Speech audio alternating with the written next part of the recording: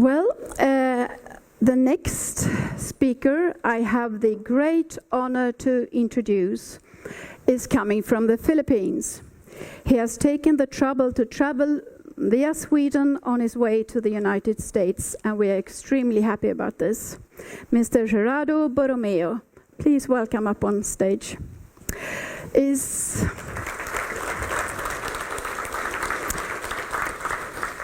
a giant within international shipping, CEO of Phillipin Transmarine Carriers, Vice President of International Chamber of Shipping, and President of Intermanager, the International Trade Association for the Ship Management Industry. And collectively, Intermanager members are involved in the management of over 5,000 ships and responsible for some 250,000 seafarers. Mr. Borromeo will give us his view on maritime education and training, its role and future demands. Most welcome, Mr. Borromeo. Thank you. The floor is yours. Thank you very much. Thank you, Anna. Good afternoon, ladies and gentlemen.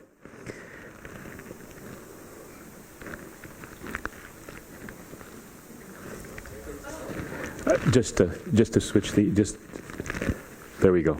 Okay. Sometimes there's a technology glitch. But good afternoon again, and it is indeed an honor for me to be here with you today as we celebrate World Maritime Day 2015. I'd like to thank Ms. Anna Hammergren and Mr. Stefan Strive for inviting me to this Maritime Forum today to share some thoughts on the future of maritime manpower development in the face of a very dynamic and challenging seascape. Sweden has itself seen significant changes in its own maritime industry through the years. And though its own flag may have undergone its own cycles, Sweden has not diminished its important presence in the international maritime arena. In fact, Sweden has served as a model for others, especially on how collaborative efforts help shape not only desired directions, but also ensure that outcomes achieve, if not exceed, expectations. Sweden's hosting the World Maritime University is a proud testament to its long-term commitment to the development of maritime leadership globally. The global stature of companies like Stena, Wallenius, Atlantic Container Line, Laurin, and the Donse cluster of maritime ship owners, to name some of the more influential Swedish maritime leaders, speaks volumes of what the maritime industry means for Sweden.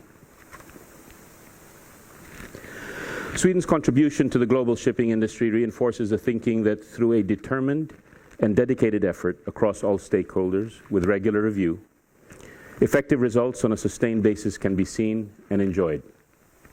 Our coming together today, for example, to discuss and debate varying points of view towards enhancing the maritime seascape is proof of this. Today, as we pulse to celebrate World Maritime Day, I have been asked to share some thoughts on the Philippine situation relative to its role as a leading provider of maritime professionals. An area of keen interest is looking at how maritime education and training will shape the future not only for the Philippines, but also for all partners in this dynamic industry that moves the world. The notion that what we do as an industry, in all its facets to move the world, is a vision and a philosophy that we have adopted at our company, PTC. Our company's vision is to have a PTC global maritime professional on every vessel, in every sea, moving the world. Interest in the Philippines is a theme that reverberates across the world, as indeed the Philippines and the Filipino have, through the years, provided a strong service corps that has spread out across the globe, and in the process delivered much needed support to various core functions. Whereas in times past, the willingness to carry out what most others preferred not to do was enough to land a job, today, the increasing standards for competency and reliability, aside from the ability to communicate effectively, have raised the minimum standard for even the most mundane of tasks. Competency requires demonstrable knowledge and skills. Such knowledge and skills can only come about through proper education and training. That is in the first instance. And through a dedicated program of continuing professional development to ensure the ability of our crew to deliver safe and sustainable shipping operations. Given the role of the Philippines today, questions arise on whether the country can continue to produce quality talent relative to other emerging sources around the region and the world. I have been asked many times over if the Philippines will ever run out of maritime professionals, and more recently whether or not the Philippine government will pass muster insofar as ensuring the proper qualifications of seafarers already in or about to move into the profession. In a word, the short answer is no. The Philippines will not run out of maritime talent. And yes, the Philippines will not only pass muster, but we will continue to evolve into a more robust center for maritime services. Over the past few years, our country has steadily grown a whole range of what we refer to as business process outsourcing or call center services, performing back office functions such as accounting, payroll, human resource support, legal research, marketing, many other related activities. Several shipping companies like Maersk, V-Ships, and Tome, to name a few, have in fact already set up such services in the country. The PPO sector, which supports many global operations, has mushroomed in the Philippines, where today we have over 1 million seats in operation 24/7 and counting. Notwithstanding the positive trend in our country's economy that have allowed the Philippines to move more forward, the country is still in need of an inclusive growth mechanism to fully utilize all the talent that we actually produce.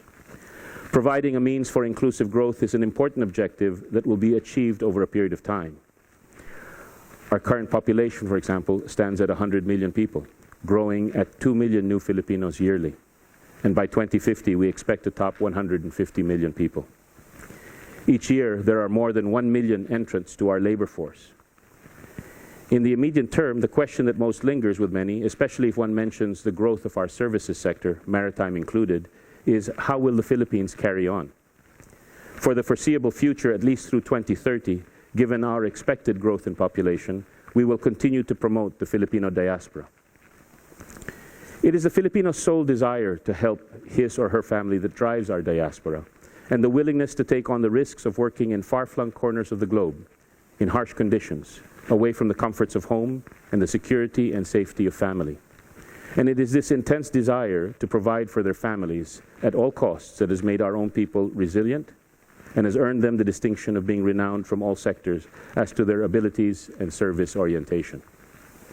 It is this same distinction that has helped make the country a leading resource base for maritime professionals, and I should add, will continue to be so.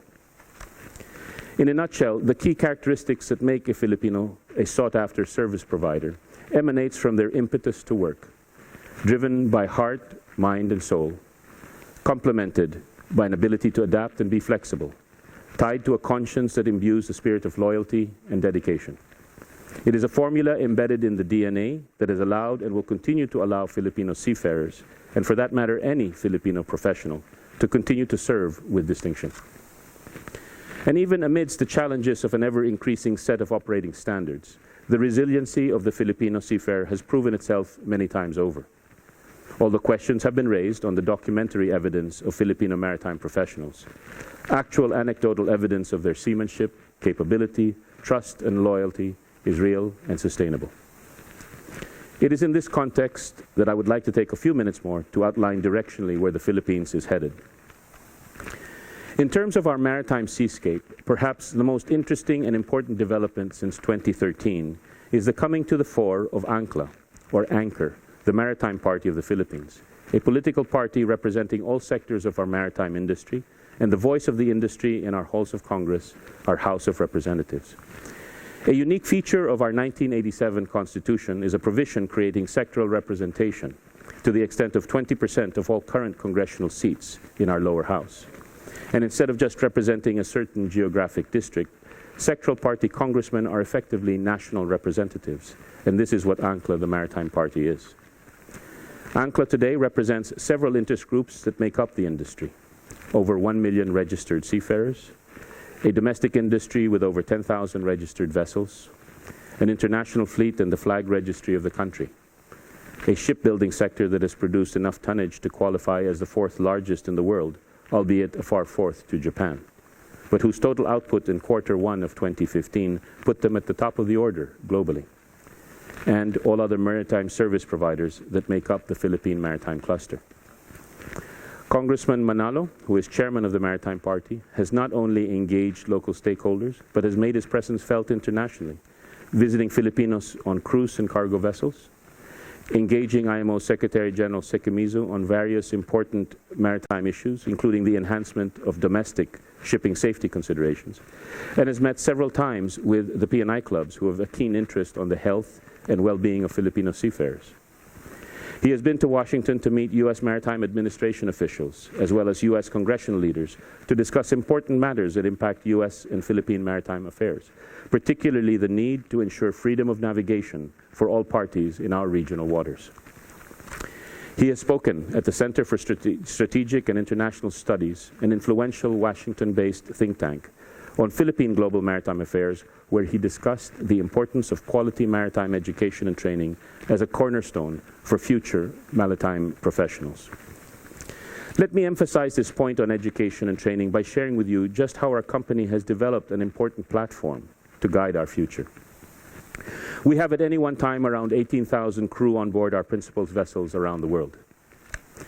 For us to sustain our business model, we need to ensure a quality pool of both officers and ratings. To achieve this, some 8 years ago, we established a joint venture with the country's leading engineering institution, the Mapua Institute of Technology. Key supporters in this effort were Wallenius and Transatlantic, as well as Stena. In fact, over the last few years, we have hosted various Chalmers maritime students at our school as part of an exchange and enrichment program. And today, we have 550 cadets in this program.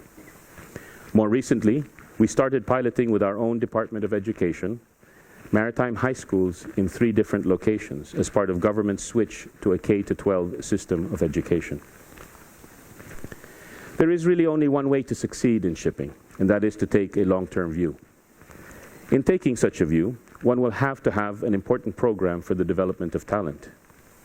Indeed, such a program requires commitment and financial support. But if you consider the tremendous investment that has been made in shipping assets, how can we not consider a continuing program to develop our people, our crew members, whom I consider the heart and soul of a ship? For it is in their hands, as quality and competent maritime professionals, that we rely for safety and sustainable shipping. Earlier, I mentioned the value of having an integrated vision with government as a partner, as a catalyst for driving effective change and sustainable results. The Maritime Party of the Philippines is serving in this capacity, mobilizing various interagency task forces that bring together our flag state, Marina, our Department of Labor through the POEA, the Ports Authority, infrastructure agencies, and the Trade and Industry Department, the Department of Education and the Commission on Higher Education, as well as domestic and overseas shipping associations, including the union, led by AMASO. Now into his second year of a first 3-year term, ANCLA has enabled immediate legislation calling for the creation of a single and central maritime administration with the responsibility to oversee our country's effective implementation of all international conventions, starting with the STCW Manila Amendments. This was done in a record 7 months, even without the bill being certified as urgent by the President.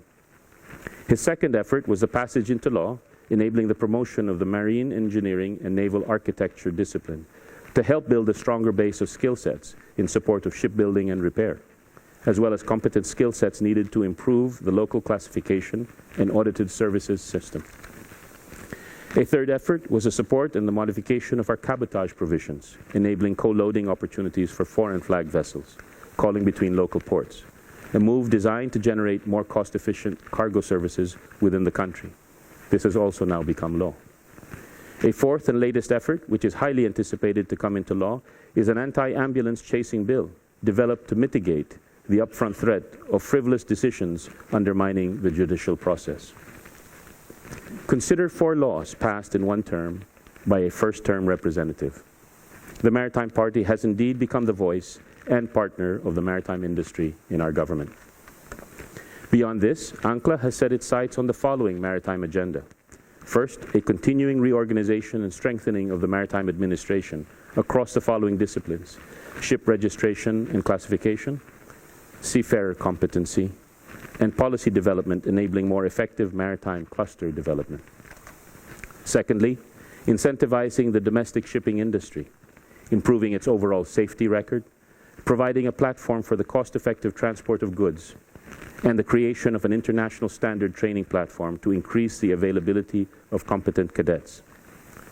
Third, rationalization of the Philippine flag registry to serve as a serious quality registry for ship owners. Tied to this will be the development of an attractive tonnage tax regime, as well as a qualified and trustworthy Admiralty Court system. And fourth, the development of a broad-based system of enhanced education and training that addresses the needs of both domestic operators as well as those who can be available for international employment. These are significant initiatives that will continuously be promoted by ANCLA. Through such efforts, I am confident that a more robust future for maritime Philippines is upon us. What the Philippines is doing now is continuously fine-tuning its work environment, driven by a strong orientation towards service, and in the process establishing a whole series of support industries geared to creating a maritime service support center, given that what we have as a country are people, physical facilities, and a cost-effective work platform in which to get things done. Relative, therefore, to positioning the country to stay ahead of competition, the seascape is changing, but with Maritime Philippines seriously on the move, I am confident in our ability to continue to serve the global industry. More often than not, discussions at conferences such as this focus on the challenges of competency on board our vessels and the continuing shortage of such competencies. This is an understandable phenomenon, as shipside is where the action is, and this is the main venue where we move the world through trade. However, I do want to point out one thing which I believe merits some discussion, and this has to do with looking at shoreside with the same intensity as we have shipside. Beyond the career at sea, there is an equal or equally important career in the shipping industry that also needs to be effectively filled. If we look at the whole cycle of how it came to be that Asia today provides over 50% of all maritime professionals on board the international merchant fleet, all this was driven by shifting demographics against a backdrop of changes in relative individual wealth and options to find equal, if not more lucrative work on shore. Certainly work that is appealing because of the proximity to family, friends, and home. Now, if we take the changes in sea-based demographics over the last 35 years, as the first generation swing that transferred the center of sourcing activity to Asia, Europeans moving from ship to shore. This group that first went ashore in the 80s, 90s, and early 2000s is now retiring in more and more numbers. Naturally, the replacements will have to come from the ships. Now, as we look ahead over the next 10 to 20 years, the next move from ship to shore will have a greater proportion coming from Asia and the Philippines. Are Asia and the Philippines ready to take on such responsibilities? Inevitably, the answer has to be yes. However, even more work needs to be done to prepare the Maritime Corps for this particular shift. And this, if anything else, will be the next frontier of issues to tackle with intensity and concern, as it is the manager's shoreside that may increasingly find themselves in the driver's seat of shipping operations. With bandwidth increasing while coming down in cost, telemetry and changing technologies on board will provide shoreside operations greater access and the possibility of more control over what happens on board. Such technological developments and the corresponding impacts on the man-machine interface should not be underestimated. If nothing else, the maritime professional of tomorrow needs to be effectively armed and ready for such a work environment, mentally, more so than physically. Now, the ideas I've shared, while thought-provoking in and of themselves, should not remove our focus on what needs to simultaneously get done in the meantime. Given the continuing need to look overseas for meaningful jobs and careers, Filipinos will comply and will develop the needed requisite skills. Another trait inherent in the Filipino is their willingness to study and learn, which has historically been the ticket to career opportunities. While this effort and process will carry on, what will evolve is the need to correct, monitor, and maintain a system to ensure that the programs of study provided produce the quality and quantity of the required talent at the time needed, based on a set of agreed outcomes and competencies. With our demographic pattern reflecting a continuous growth in population at around 2% annually, a rate that international agencies refer to as the effective replacement rate for a population, the Philippines will continue to rearm itself with talent that can be called upon to do many things. Looking at our own current population distribution today and over the next 35 years through 2050, what is evident is that the percentage of the population that is in its most productive years, from 18 to 64, will be at its peak through this period, over 60%. Such a phenomenon assures the country of adequate talent, including consumption, to drive our economy. Coupled with spending money coming from productive activities, especially from overseas, as a result of the Filipino diaspora, the roadmap ahead looks indeed very promising for the Philippines. This piece of socio-economic data that is driving our demographics is actually an interesting find. There's probably something to be said about maintaining steady growth in one's population or population base to serve as a mechanism for manpower sustainability long term. Meanwhile, the maritime industry needs to continue to drive development to keep its forward momentum in the face of change, keeping three things in mind: people, process, and technology. We also need to keep working with the youth as they are the future. Key will be attracting the best and brightest talent from those coming into the workforce, who can be encouraged to consider long-term careers in this very important industry that moves the world. In a dynamic industry such as ours, with a global footprint, we need to consider and keep in mind a CCC approach to get all that needs to be done. That is consolidation, collaboration, and cooperation. Working together in strategic partnerships will allow us to make things happen. And this is what the Philippines can best play its role into the future. There is no doubt what we see and feel in our country is a maritime Philippines on the move. And while the country has and will continue to have its own share of challenges, the recent tragedy of a local ferry capsizing being one of the many symptoms reverberating from the past, change is in the environment. And that change that I refer to is logarithmic in nature, rather than exponential. Steady progress in an ever-increasing manner is a sustainable trajectory that we are shaping today in the Philippines. As a famous prophet once said, "Progress lies not in enhancing what is, but in advancing what will be." Having a dedicated voice in the maritime industry in Congress is the catalyst that cannot and should not be underestimated. Such a voice has clearly made a difference over the last 2 years, particularly in galvanizing our government to take action. And this augurs well for industry's future. As I mentioned, Maritime Philippines is on the move. And our pathway to the future has to be via a program of sustainable development, with education and continuing professional training at the core of the career life cycle. This is something that we all must aspire and work for. Only in this manner will we have the viable framework to continue to attract quality entrants into the maritime industry, armed with competent technical and leadership skills that will help drive this industry forward. As we commemorate World Maritime Day, we pause to appreciate the important contributions that shipping has made and the key role that our global maritime professionals have played in making this all come together.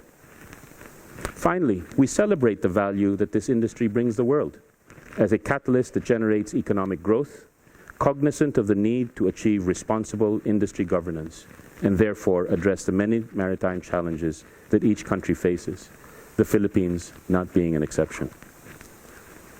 Like all other maritime-oriented countries, these are the challenges the Philippines faces in the period ahead.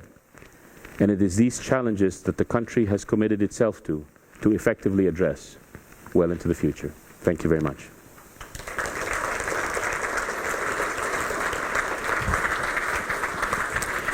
Thank you very much. Thank you very much for taking the time to come here today.